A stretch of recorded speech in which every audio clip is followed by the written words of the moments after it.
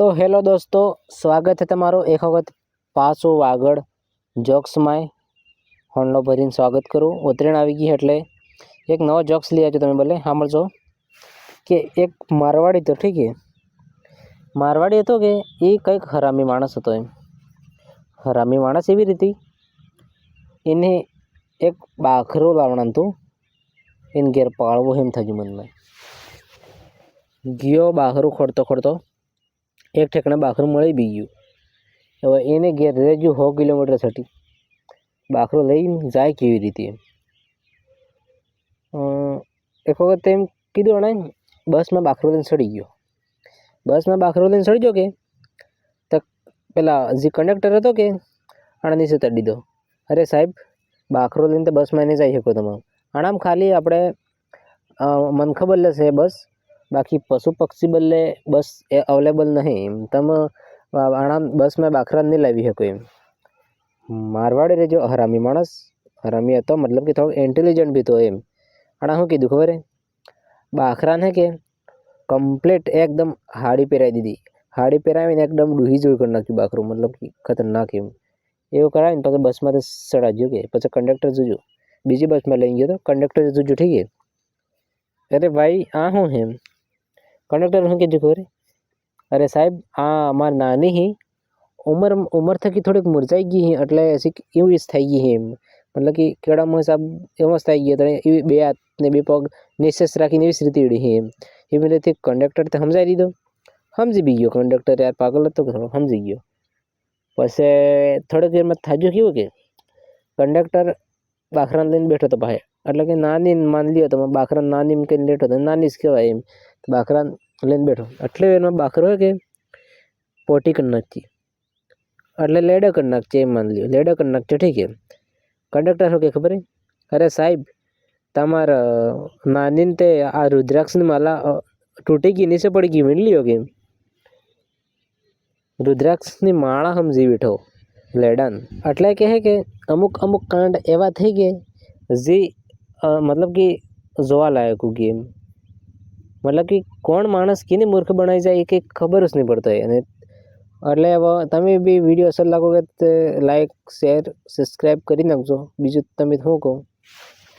જિંદગી મનખો હે કે એટલે હાર ખાઈ ગયા હે કે ખતરનાક એમ. અસી કુછ નાનું કરે દુઃખ યા તકલીફ આવે કે અલગ જ રસ્તો અપનાવી દી.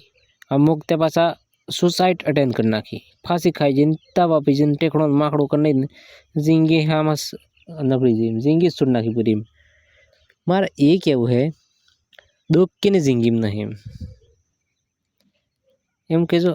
આ જિંદગી મનુષ્ય અવતાર આવ્યો હે ભગવાનની, તે દુઃખ તે આવવાનું જ. કેમ દુઃખ નહીં એમ કહો? ભગવાનની દુઃખ નહીં તો એમ કહો તમે વિચાર કરો ભગવાનની કેવી રીતે દુઃખ એમ. તમે વાત કહો ઠીક, ભગવાનની દુઃખ કેવી રીતે ઠીક છે. રામનો જન્મ થાજ્યું કે નહીં થાજ્યું? અયોધ્યા નગરી રામનો જન્મ થાજ્યું ને થાજ્યું કેવું? જન્મ થાતો હા તે શીખ મોટો થાજ્યો તે આશ્રમમાં મૂકી દીધો, મા બાપ છોડીને આશ્રમમાં મૂકી દીધો.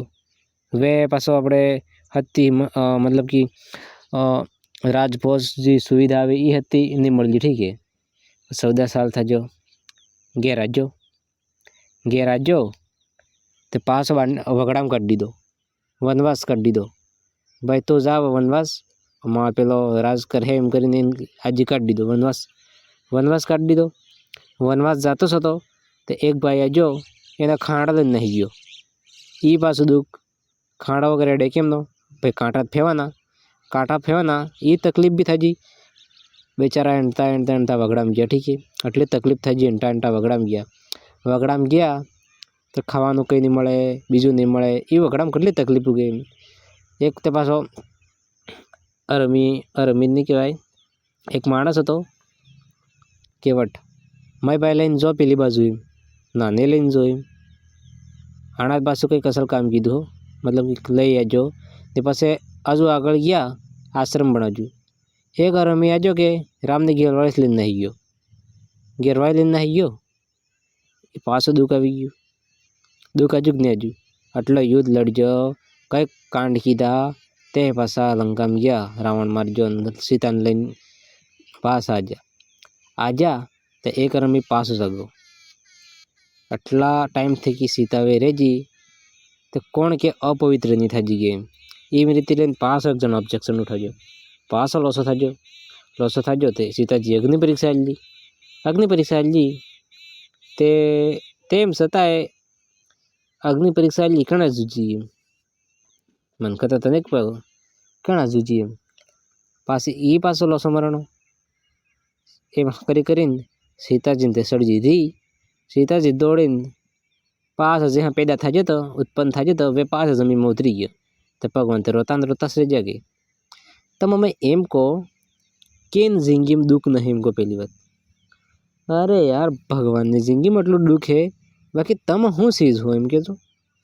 અરે દુઃખ તે આપતું રે યાર જીવનમાં લાઈફ મેં જીવો એસ કરો મોજ કરો બીજું શું કેવું યાર મારે